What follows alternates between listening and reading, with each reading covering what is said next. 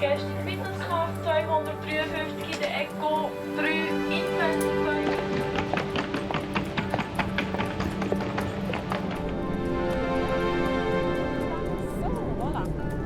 Noch gerade ein bisschen, nicht?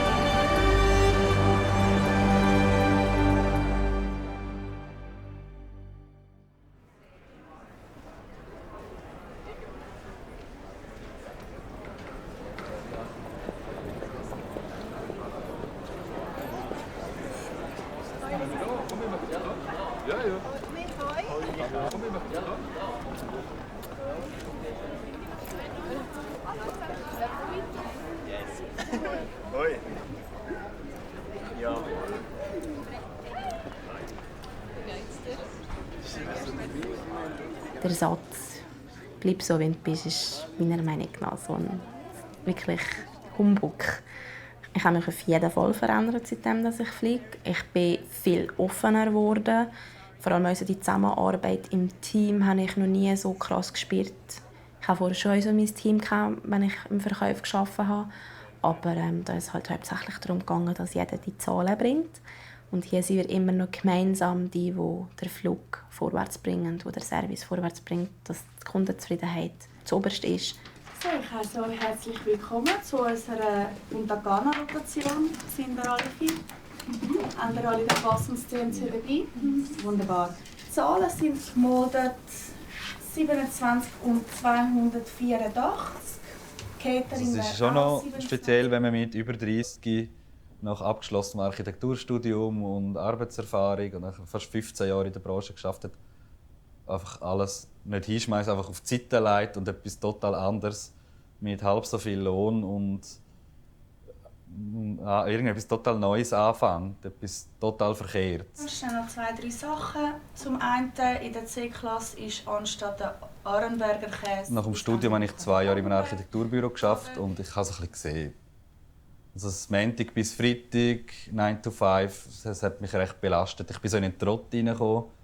Man ist 5 Tage am Arbeiten, am Wochenende musst du alles erledigen mit Posten und am Abend trinkst du eine Flasche Wein und am Sonntag willst du sowieso nichts mehr machen und das Woche für Woche. Dann bin ich wieder einfach zurückgekommen und gesagt, jetzt bevor ich 30 werde, möchte ich das einfach noch mal probieren.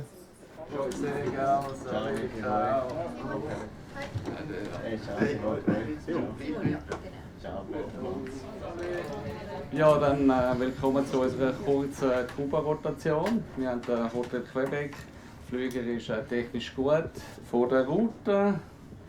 Zuerst fliegen wir Richtung Paris. Nachher alles über den Atlantik, nördlich an der Azoren vorbei. Dann geht es über Bermuda und dann mehr oder weniger direkt auf Kuba. Es war ein Traum von mir, das mal im Flüger ein bisschen arbeiten. Und auch, es hat auch mega gut getan, muss ich sagen. Ich habe nicht recht gewusst, was ich weitermachen soll ob ich weitermachen mit meinem Studium. Weil ich mein Leben lang eigentlich Unterricht hatte und dann fand ich muss wirklich mal weg von da.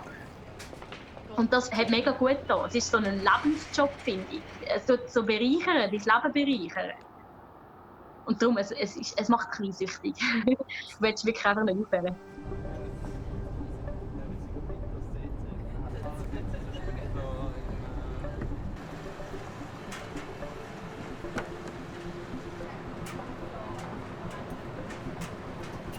Super. Ui.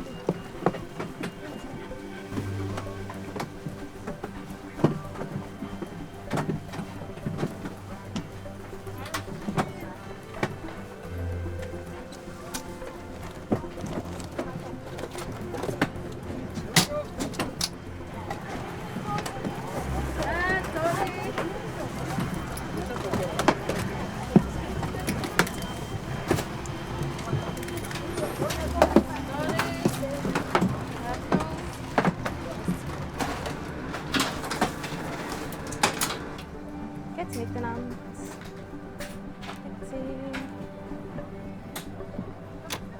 Danke auch noch, Gott.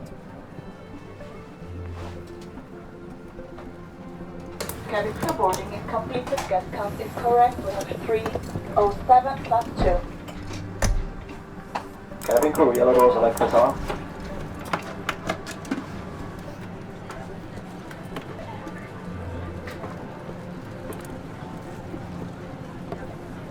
Guten Tag, meine Damen und Herren. Mein Name ist Sarah Steffen. Ich schätze die Kabine heute auf diesem Flug. Auf mein Namen von der Kabinenstaff heißt Sie herzlich willkommen an Bord des Airbus A330 der Edelweiss. Was wünschst du Diese Flug ist Zusammenarbeit ist durchgeführt. Kopfhörer? Die Flugzeiten erfahren In case of impact on land or water, position yourself as shown on the screen. You may use either position. Please study the card carefully prior to takeoff. Orders given by the crew and regulations have to be followed at all times. 20 Minuten.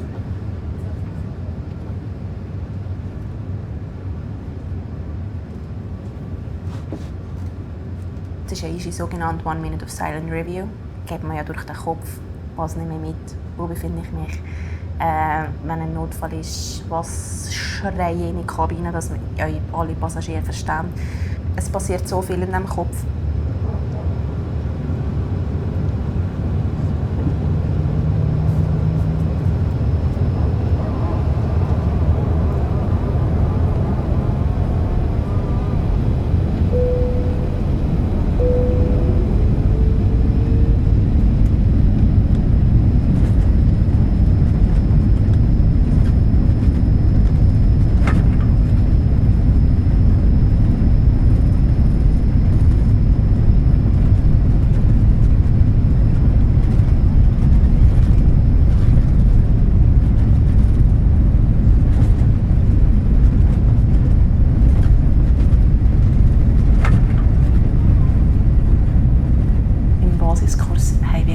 Sogenannte Schnupperflüge, wo wir mitgehen und im Service mithelfen. Und zum Start durfte ich ins Cockpit. Es war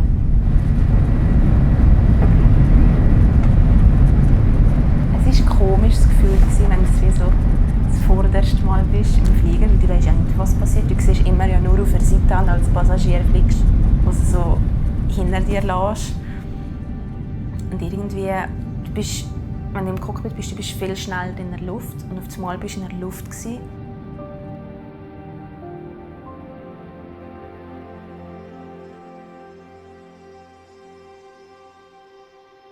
Und es ist einfach die Welt also von oben an gesehen. Für mich ist das wie so der Moment, das schönste Gefühl von meinem Leben gewesen.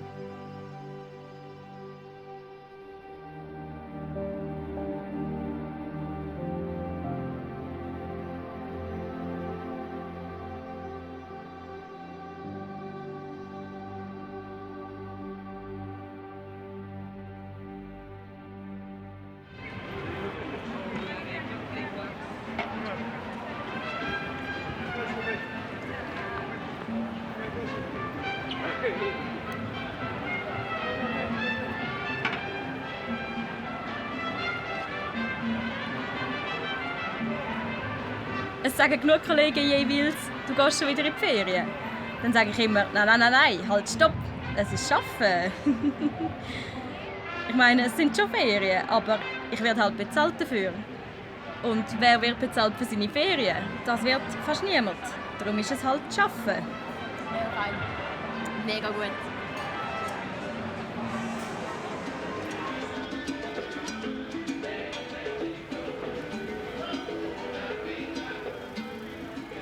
Ich lebe dann dort mein Leben an dem Ort, eben, dass ich wandern oder am Strand chillen oder fein essen. Und das Leben daheim ist so, ist gut, das interessiert mich dann wieder, wenn ich daheim bin.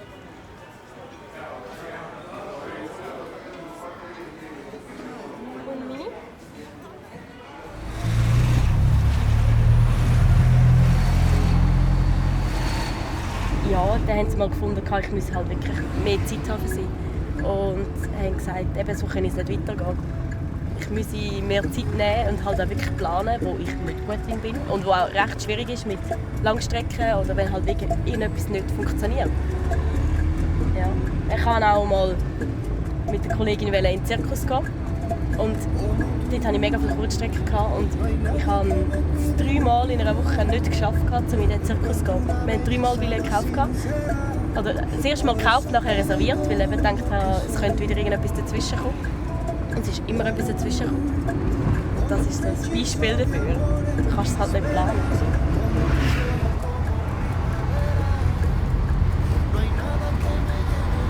Die Freundschaften haben sich schon auch geändert, weil sie halt einfach weiterkommen in ihrem Leben. Sie sind jetzt dann bald alle fertig mit Studieren.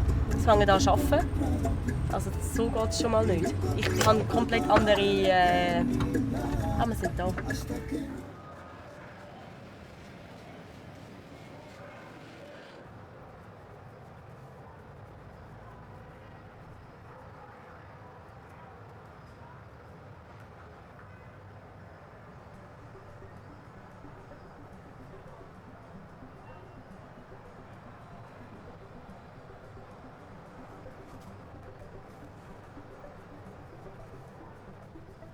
Die Kollegin ist auch mal mitgekommen und hat gesagt, irgendwie in Uniform erkennt sie mich so nicht so ganz. Also ich bin schon immer noch ich, aber halt komplett anders auftreten und wie ich mit den Leuten umgehe und irgendwie so ein bisschen halt professioneller. Gerne ein Biberli? Bitte schön. Das Biberli für Sie. Bitte schön. Wenn die Passagiere irgendwie etwas Dummes sagen oder irgendetwas machen, dann finde ich bin professionell, ich habe die Uniform an, es prallt wie so an mir ab. Biberli gern. Gerne ein Biberli? Ja. Papi kriegt auch noch eins. Dankeschön. Ja, danke Ihnen vielmals. Gerne ein Biberli? Ich habe früher mal als Jugendlicher Theater gespielt und dann lange nicht mehr. Also es ist schon ein bisschen auch... Ich stehe zwar nicht gerne im Mittelpunkt, aber es ist ein bisschen eine Bühne. Also es ist schon ein bisschen... Mal ein bisschen Klon machen oder ein bisschen spässeln. Das macht natürlich auch Spass. Wie? Ich habe schon bekommen. Ja, haben Sie noch mal eins. Ich unterhalte die Leute ja auch ein bisschen. Auf 10 Stunden müssen die ein bisschen unterhalten werden. Wird es noch langweilig.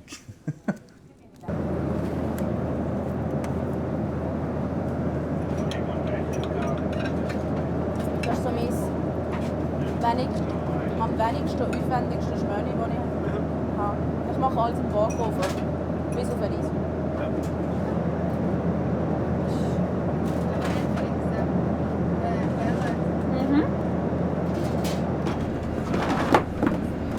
Maurice, bitte. Ich gebe es auf. Aha. Kannst du das noch mal sagen? Was sicher besser ist, was ich mir nie so gedacht habe, ist einfach das Zusammenleben, der Zusammenhalt von einer Crew oder von einer ganzen Firma. Und das aber auch Airlines übergreifend. Also, es gibt ganze Communities online und ich habe das unglaublich gefunden, wie die alle so zusammenheben. Das fand ich mega schön gefunden.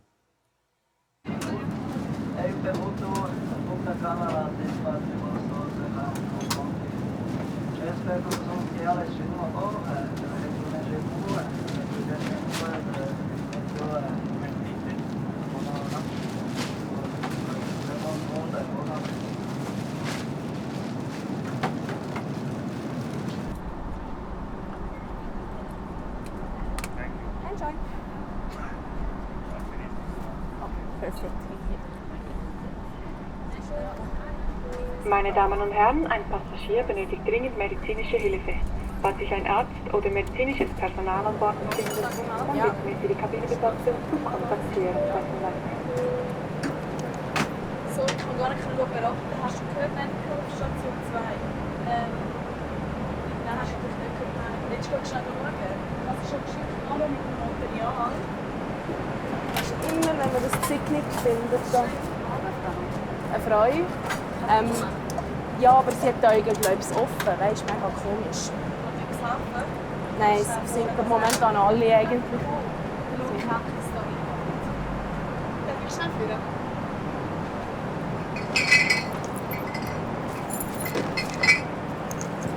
So, der Arzt ist da, der tut noch schauen, der jetzt gerade den Blutdruck messen und ich jetzt gerade die Business noch fertig abräumen und dann gehe ich dann an den Tag helfen. Danke vielmals.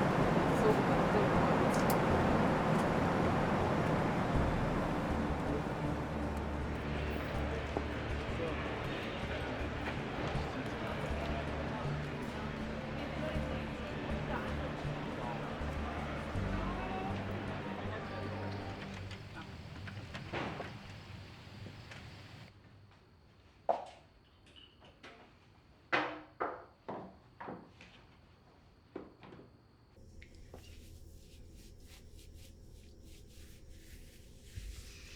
Siehst du mal, was für eine Suppe ich alles dran habe?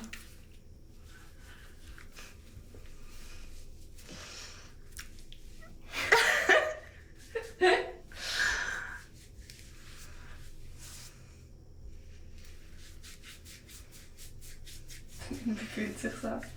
Ach, herrlich. Das Beste vom Feierabend. Besser als ein Bier. Das heisst schon etwas.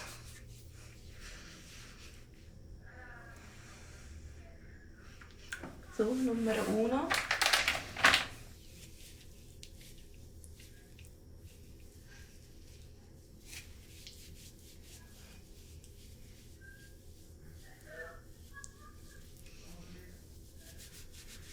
Ich muss sagen, teils ist schon so wirklich wie so eine Maske.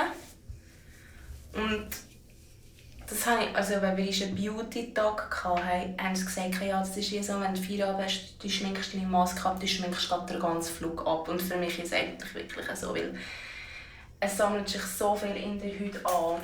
Und es ist einfach das beste Gefühl ever, wenn du einfach wirklich kannst abschminken. Das ist einfach so Flug ab. Noch alles wieder drin machen, was man sonst nicht darf, gell? So. Was ist das? Das dritte Ohrring. Darf ja nur 2 haben. Pro Seite. Gell?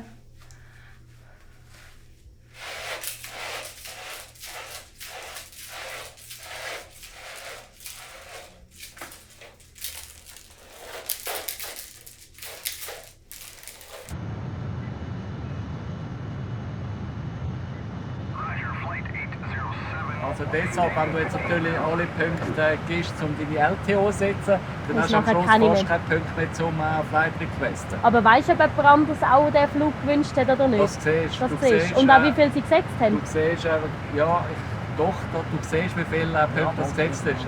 Ja. Ich bin noch im Büro noch 35%, dann würde ich wahrscheinlich nur etwa 2 Langstrecken machen. Dann kann es sein, dass du nur eine Landung machst. Dann bist du immer am Kämpfen, dass du nur eine Landung hast. Und auch sonst eben, also insgesamt Flüge machst du sicher weniger, wenn du nur Langstrecke fliegst. Ja, ganz klar. Aber jetzt hat der Wind komplett gedreht. Jetzt haben wir vorher ja Wind von links gehabt. Ja, jetzt ist er von rechts. Du siehst immer das Pfeil. Der Wind kommt jetzt von vorne rechts. Vorher ist er komplett von links gekommen.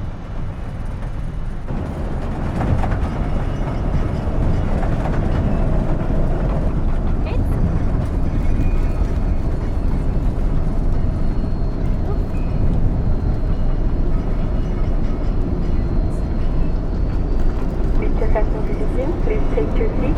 Ladies and gentlemen, as we're currently flying through turbulent weather, may we ask you to return your seat and fasten your seatbelt. Thank you.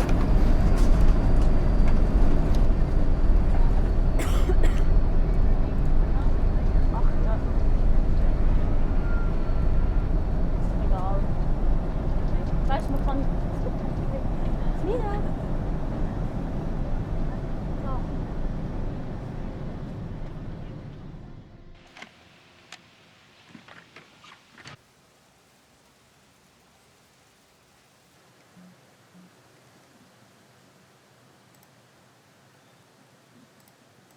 Und dann fliege ich 80% und arbeite 20-30% im eigenen Büro mit Kollegen zusammen.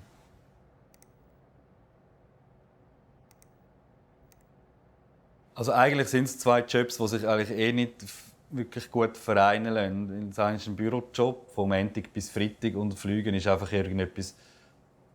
Es gibt keinen Rhythmus. 163 in der Eco, davor sind 40 in der Eco Max. Wir haben heute keine Aussicht. Sie haben wieder von Dampf Du kriegst einen Plan und der ist einfach... Also ich kann es insofern nur beeinflussen, wenn ich einen Flug wünsche. Oder im Bidding-System das vielleicht ein bisschen so in eine Richtung leiten, wo aber eher ein bisschen Glücksspiel ist. Aber gross beeinflussen kann ich es nicht.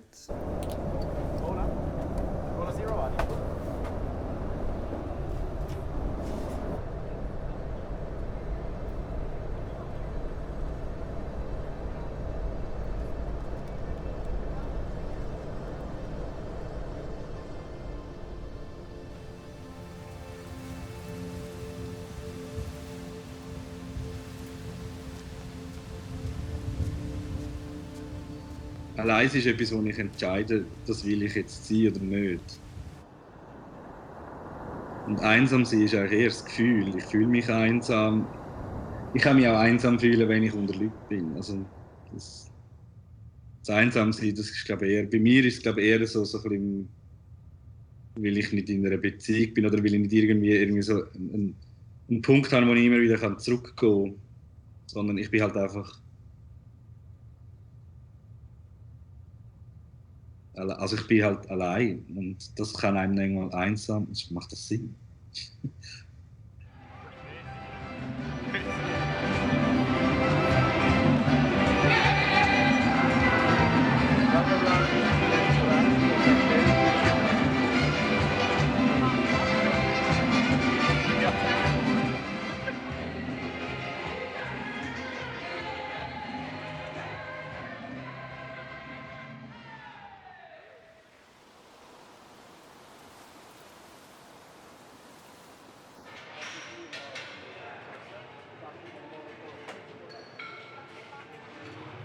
Und am Anfang muss ich sagen, wenn sie mir gesagt haben, sie sind mega müde und sie mögen nicht mehr und bla bla bla, dann habe ich mir so gedacht, boah, was sind das für Pussys? Also, das würde mir nie passieren. Aber genau wenn ich 2 Jahre dabei war, hat es mich 2-mal nacheinander mega krass hart ins Bett gehauen. Also ich war relativ lang krank, was ich sonst nie bin. Und da hat es mir so das erste Mal so angefangen zu dämmern.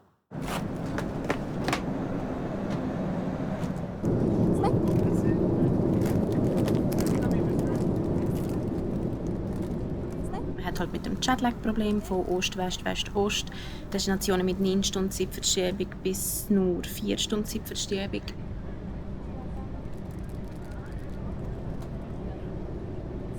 Vielfach ist mir auch schwindelig, dass ich wie so aufstehe und zuerst gerade einen Moment brauche, bis mein Körper sich angepasst hat. Oder auch wenn ich wie Sachen schnell mache, in der Küche, daheim oder so, merke ich oft mal so, wow, das war jetzt gerade schnell gewesen. Ja, aber sonst gross und ganz fühle ich mich einfach mega schlapp, sehr müde. Jede Anstrengung ist fast ein Schweißausbruch. Ja.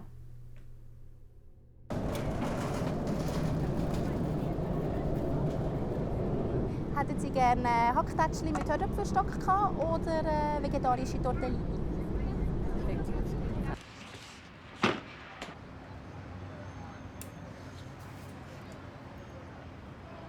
Miserabel. Unterdessen ist mein Gedächtnis miserabel. Ich habe mir angefangen, so ein Heftchen zu machen mit Leuten, die ich halt häufiger fliege oder die ich auch gerne habe, dass ich dort notiere, was sie so gerne haben, was ich sie schon gefragt habe.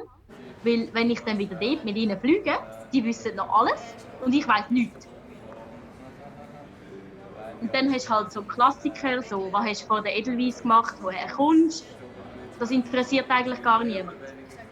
Niemand will oder kann pro Tag 4 bis 11 Personen neu kennenlernen. Das geht einfach nicht.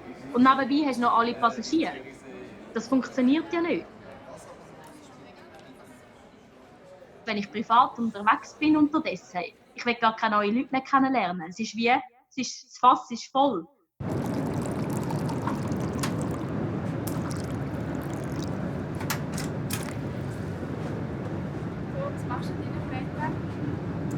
Jetzt gehe ich auf Marokko für 3 Tage. Also ich komme heim, habe einfach den halben Tag daheim und nachher am nächsten Tag um 7 Uhr fliegen wir schon wieder ab auf Marokko. Und ja, einfach alle 3 Tage und nachher komme ich heim und am nächsten Tag geht es in die Malediven. Schon mit mir auf Malediven? Hast du Samstag? Ich habe keine Ahnung. 4 Nächte?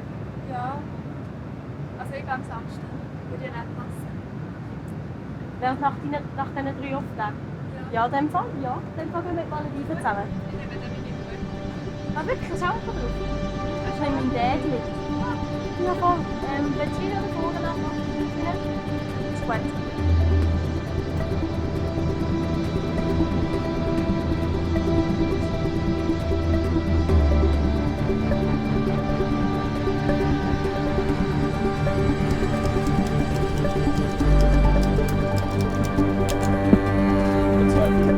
Aber ich weiß nicht, ob es einer jetzt Ich weiss es auch nicht, ich habe einfach erzählt. Ach, das mal durchgehen und dann sind wir 2 oder 3 oder was. Tschüss.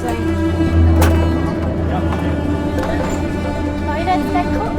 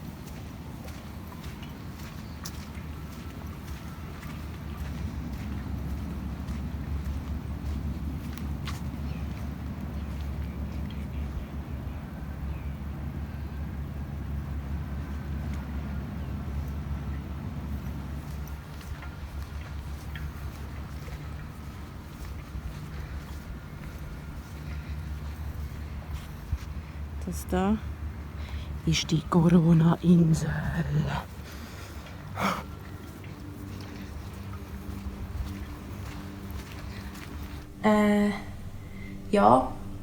Momentan ist ja da die Corona-Situation und ich befinde mich jetzt auf der Nachbarsinsel von der Insel, die in Quarantäne ist.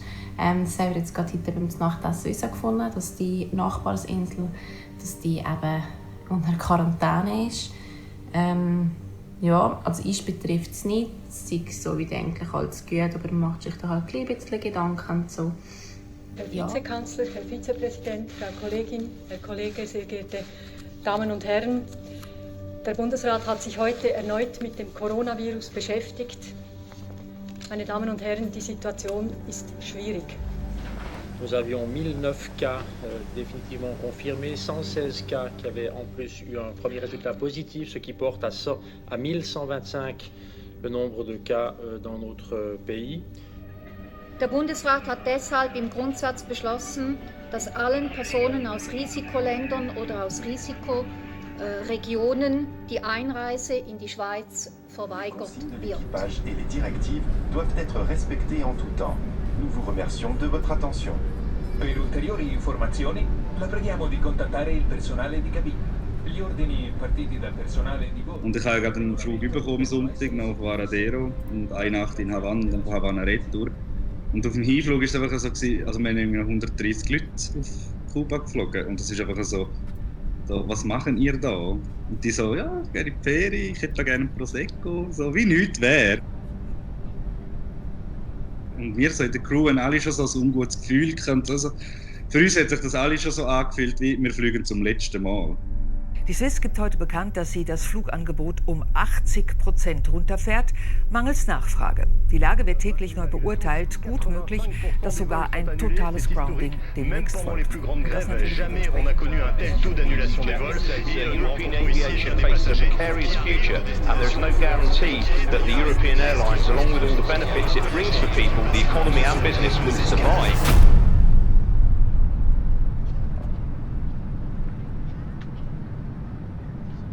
Mein Colombo-Flug auf Sri Lanka, der ist momentan noch am Plan 3. Ich weiss nicht, wie sich jetzt die Situation hier in der Schweiz verändert.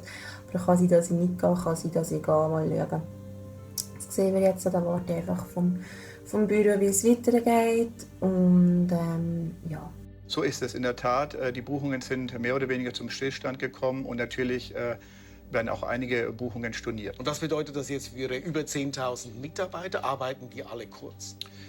Ja, weit überwiegend. Cockpit und Kabine arbeiten in Kurzarbeit seit 21.03. Der Rest folgt jetzt am Mittwoch. Die größte Herausforderung für uns tatsächlich derzeit ist, die Liquidität zu sichern.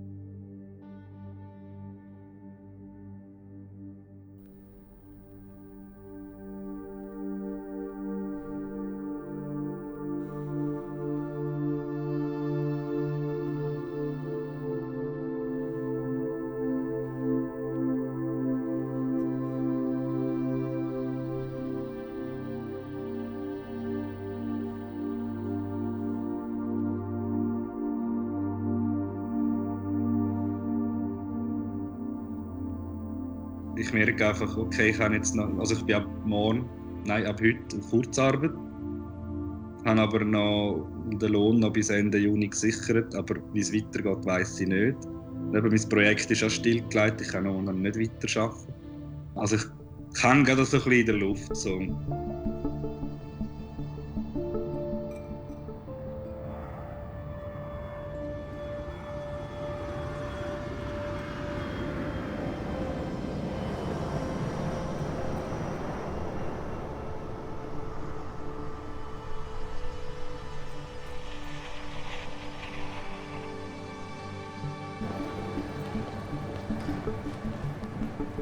Ich bin mich jetzt gerade am bereit machen für meinen Flug heute Abend, für meinen Nachtflug. Das ist ein Ferryflug auf Punta Cana. Das heisst, wir fliegen leer hin, haben dort ungefähr 18 Stunden Aufenthalt und fliegen nachher Full House wieder zurück. Das ist ein spezieller Flug, also wegen Corona. Wir fliegen gar nicht mehr regulär auf Punta Cana, sondern es geht wirklich nur darum, die gestrandeten Passagiere zurückzuholen. So, wir haben am Morgen um 7 Uhr Briefing gehabt. Wir haben jetzt 5 ab 8 Uhr. Wir sind im Flüger und alles vorbereitet. Und Boarding ist eigentlich completed. Der Flüger ist leer, es ist kein Mensch drin und wir sind bereit zum Abfliegen. So, ich habe gedacht, ich mache mal eine kleine Tour durch den leeren Flüger. Es sind immer noch 5,5 Stunden zum Fliegen. Ich habe schon 2 Filme geschaut, etwas gegessen, 2-mal geschlafen. Und ich mag langsam nicht mehr.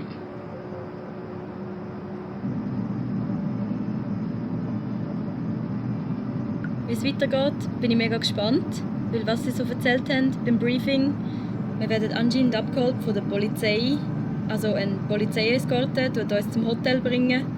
Wir haben Minimum Rest im Hotel, also etwa 12 Stunden. Wir haben auch ein anderes Hotel, eines, das gerade direkt beim Flughafen ist. Wir dürfen anscheinend dort das Zimmer nicht verlassen, also ich bin wirklich gespannt, wie es wird weitergehen.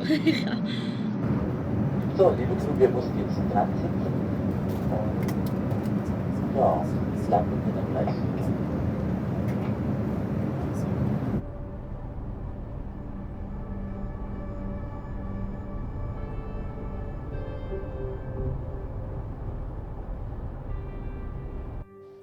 So. Es ist geschafft. Wir sind im Hotel. Es ist gerade alles ein bisschen speziell. Also, wir haben das Hotel nur für uns geöffnet. Wir sind die einzigen Leute, die hier rein sind. Also gerade mal ein bisschen anschauen. Also das Hotel ist schön.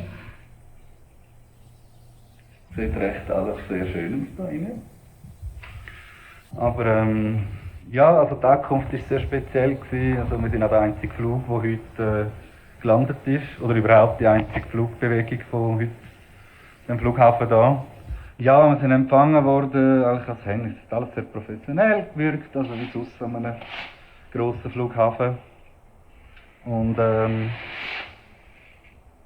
ja, welcome to Ecuador. Und ja, und dann hat es so, dann haben wir warten, dann hat diese medizinische Person müssen kommen, hat uns Fieber gemessen und die war auch total im Schutzanzug gekleidet.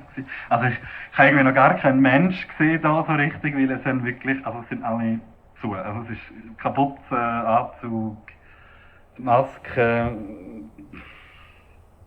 Das ist der totale Lockdown da und Ausgangssperre, es hat keinen Verkehr. Ein paar Lieferwägeli und sonst nichts. Der Flughafen war menschenleer gewesen.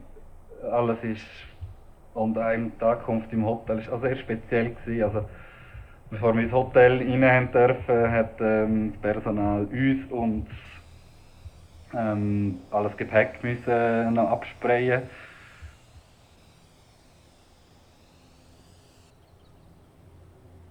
Ich kann wieder mal ein Bier bestellen. Ich hätte jetzt gerne ein Bier, aber es gibt kein Alkohol, kein Ausschank, nichts. Also, ich bin froh, habe ich Essen dabei von daheim und kann mich irgendwie verpflegen.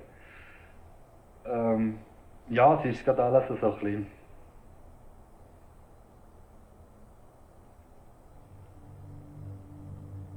sehr speziell.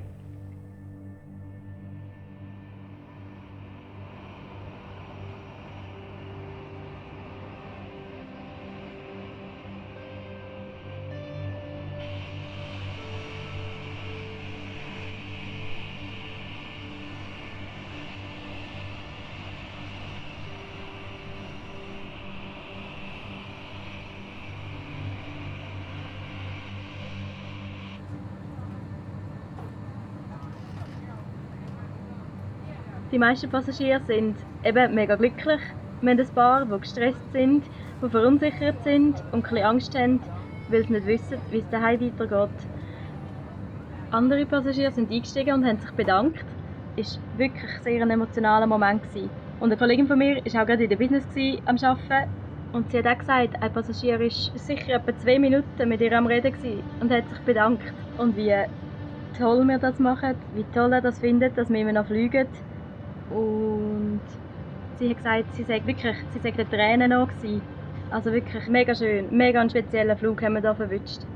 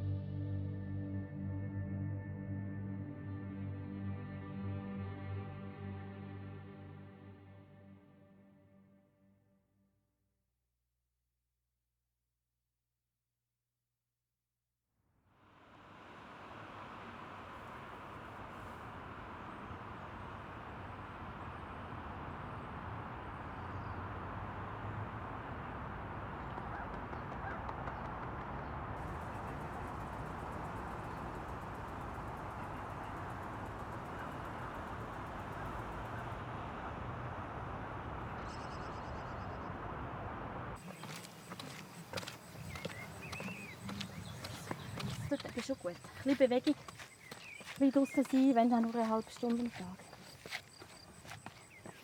Aber das habe ich nicht selbst gehabt, ja. Aber das ist nicht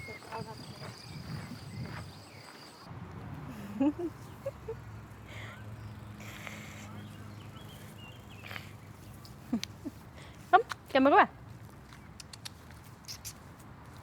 Camillo. Oh.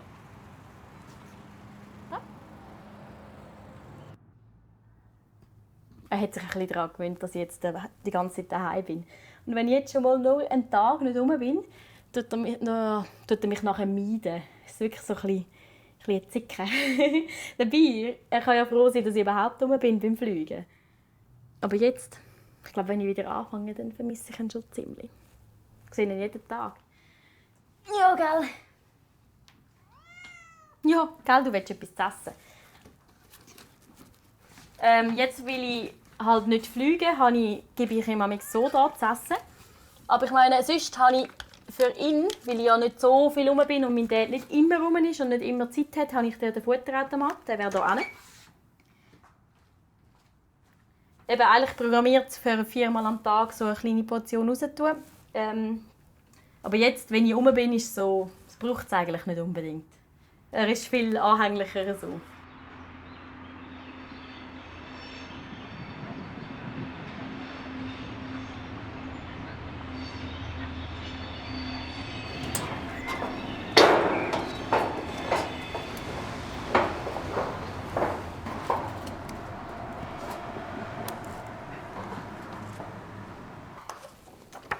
Ich habe mir jetzt in den letzten 2 Monaten während dem Lockdown eigentlich überlegen, wie belastend das Monday to Friday für mich eigentlich wirklich ist. Und ich habe wirklich gemerkt, dass ich es eigentlich fast schon ein bisschen vermisst habe. Es war eine Herausforderung. Es war mein erster Job in Zürich. Und ich bin verantwortlich für den Hochhausteil. Es hat dann noch einen Gewerbeteil. Und ich habe eigentlich Fassaden mitentwickelt und entworfen, also vom ganzen Gebäude und das ganze Hochhaus. Ja, das war ein cooles Projekt.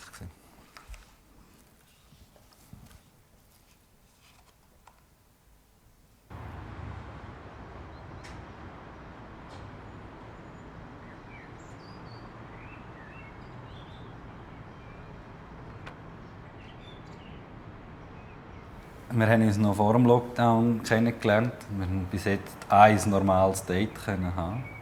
Und wir haben unsere eigenen Wege ein bisschen so, ja, okay, wir können ins Restaurant, wir können ins Kino, wir können in eine Bar etwas trinken. Man ist halt einfach spazieren, Velo fahren oder hat gemeinsam gekocht, einen Film geschaut, halt daheim müssen irgendwie. Aber es ist eigentlich sehr gut gegangen und ja, eben, und inzwischen sind wir offiziell ein Paar.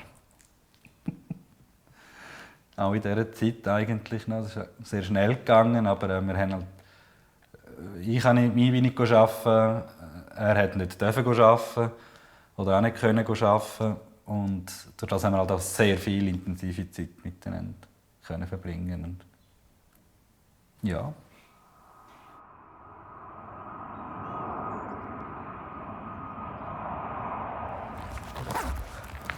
Das ist das Highlight, wenn du mal wieder einen Flieger siehst oder kehrst. Das Altbewahrte. Ah, der kommt zurück. Shanghai, Zürich. 777.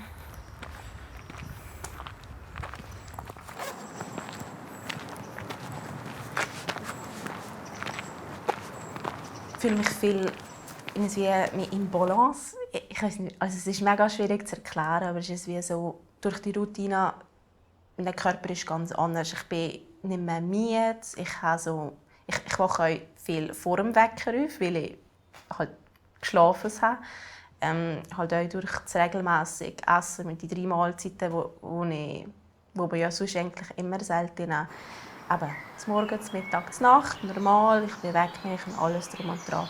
Ich habe das Gefühl, mein Körper ist so wieder wie im Anfang.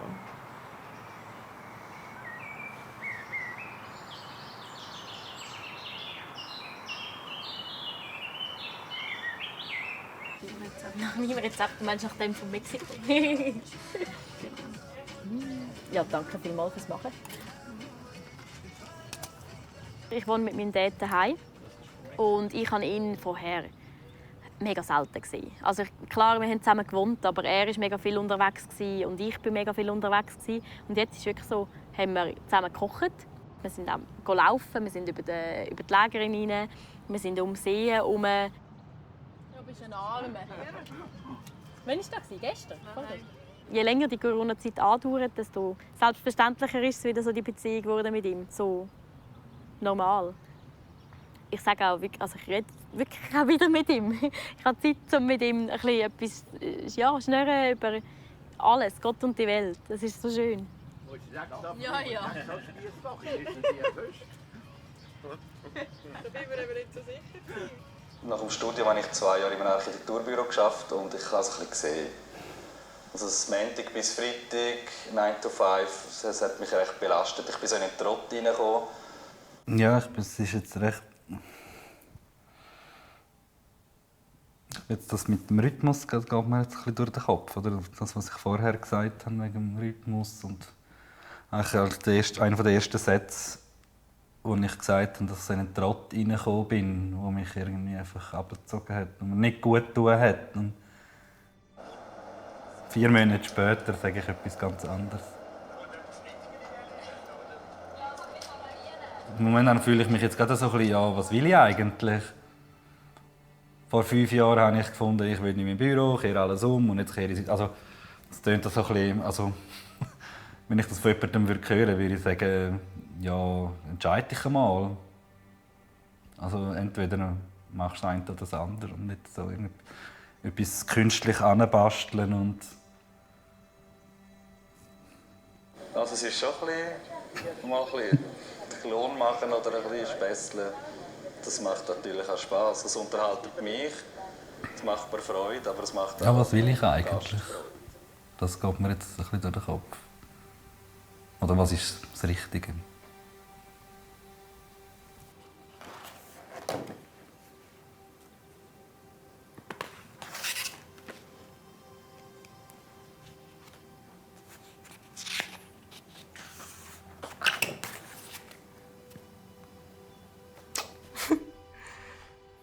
Das Cockpit-Foto. Nur Schnupperflug.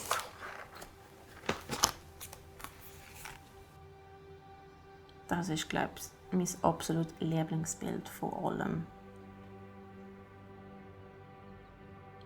Und hier ist noch die Zusammenfassung, wie viele Kurzstrecken ich in diesem Jahr geflogen bin, wie viele Langstrecken, wie viele Flüge ich in 2017 gemacht habe, wie viele Kilometer ich geflogen bin, sprich 17,75 Mal um die Welt.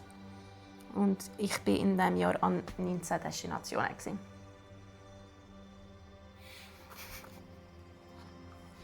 Ja.